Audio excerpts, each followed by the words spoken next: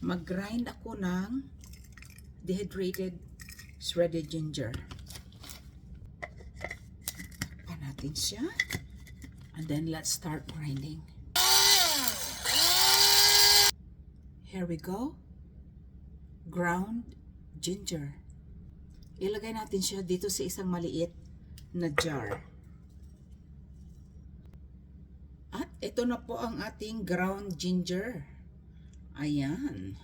Very fine siya. Pwede natin gamitin sa pagluluto, sa mga pastry natin na nangangailangan ng ginger, no?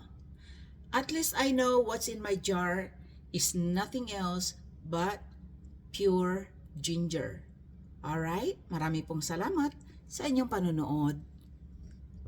At bilang bonus sa ating pagtsatsaga dito sa ating kusina, ito po ang ibang shredded na dry ginger na aking ginawa, isang quart size na jar.